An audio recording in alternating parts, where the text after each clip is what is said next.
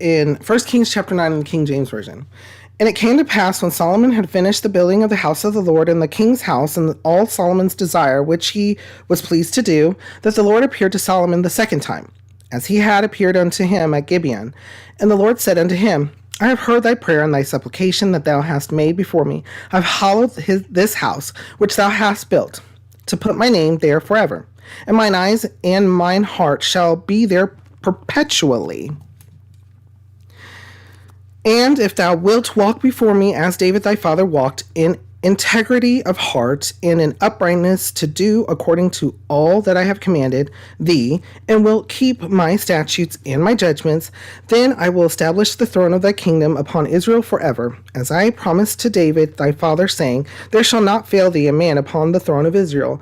But if ye shall at all turn from following me, ye or your children, and will not keep my commandments and my statutes which I have set before you, but go and serve other gods and worship them, then will I cut off Israel out of the land which I have given them, and this house which I have hallowed for my name will I cast out of my sight, and Israel shall be a proverb and a byword among all people. And at this house which is high, every one that passeth by it shall be astonished, and shall hiss, and they shall say, Why hath the Lord done thus unto this land and to this house? And they shall answer, Because they forsook the Lord their God, who brought forth their fathers out of the land of Egypt, and have taken hold upon other gods, and have worshipped them and served them before, or them. Therefore hath the Lord brought upon them all this evil. And it came to pass at the end of 20 years, when Solomon had built the two houses, the house of the Lord and the king's house. Now Hiram the king of Tyre had furnished Solomon with cedar trees and fir trees, and with gold, according to all his desire. Then King Solomon gave Hiram 20 cities in the land of Galilee. And Hiram came out from Tyre to see the cities which Solomon had given him, and they pleased him not. And he said, What cities are these which thou hast given me, my brother? And he called them the land of Kabul unto this day. And Hiram sent to the king 60 talents of gold. And this is the reason of the levy which King Solomon raised for to build the house of the Lord in his own house in Milo, and the wall of Jerusalem, in Hazor, and Megiddo, and Gezer. For Pharaoh king of Egypt had gone up and taken Gezer, and burnt it with fire, slain the Canaanites that dwelt in the city, and given it for a present unto his daughter Solomon's wife. And Solomon built Gezer and Beth-horon the nether, and Baalath and Tadmor in the wilderness in the land, and all the cities of store that Solomon had, and cities for his chariots and cities for his horsemen, and that which Solomon desired to build in Jerusalem and in Lebanon and in all the land of his dominion. And all the people that were left of the Amorites, Hittites, Perizzites, Hivites, and Jebusites, which were not of the children of Israel, their children that were left after them in the land, whom the children of Israel also were not able utterly to destroy, upon those did Solomon levy a tribute of bond service unto this day. But of the children of Israel did Solomon make no bondmen, but they were men of war, and his servants, and his princes, and his captains, and rulers of his chariots, and his horsemen. These were the chief of the officers that were over Solomon's work, 550, which bare rule over the people that wrought in the work. But Pharaoh's daughter came up out of the city of David unto her house, which Solomon had built for her. Then did he build Milo. And 3 times in a year did Solomon offer burnt offerings and peace offerings upon the altar which he built unto the Lord.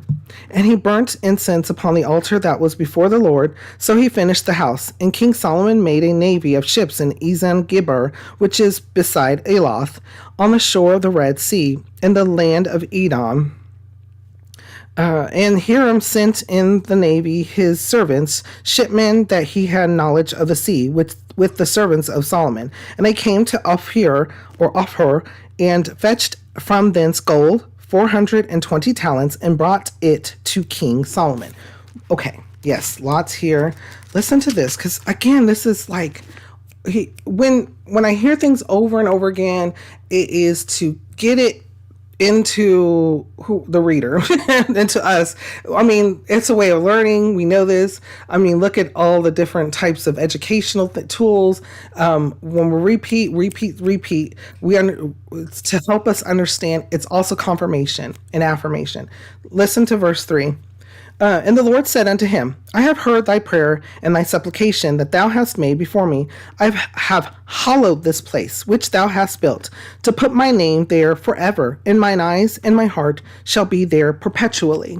When we accept Christ into our heart, and when we go back to the NIV version as well, through the New Testament, and we'll get there again, Matthew, Mark, Luke, John, Acts, Romans, we'll get more of this information. But when we accept the Lord into our heart, he resides with us. When we accept that he has forgiven us of sins because he died for our sins, he resides with us permanently, perpetually. In mine eyes and my heart shall be there perpetually. He is with us forever, for all eternity. Not just in that moment, not just when we're at church, not just when we're feeling that time of praise, not just when we're in our thoughts and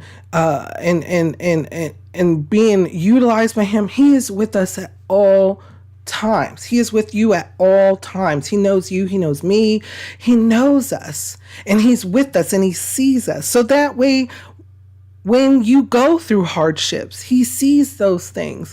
When you go through health scares or what have you, he sees those things. When you go through triumphs, he sees those things. When you get the things that you thought you never be able to get, he sees those things. When you feel established, he sees those things. Give him praise, give him honor, give him glory. Seek him. Understand that he knows, understand that there is a way, and it's through him only. And that is bringing past to present. And yes, the Lord can utilize people, and do understand that too. The Lord can utilize things and people. He can make things show up. Do you have a testimony? Do you have something where the Lord just brought something into your life and you didn't know how it was possible? Before we go on, though, what kind of thoughts or feelings come to your mind when we read over this? How does it make you feel? What does it make you think?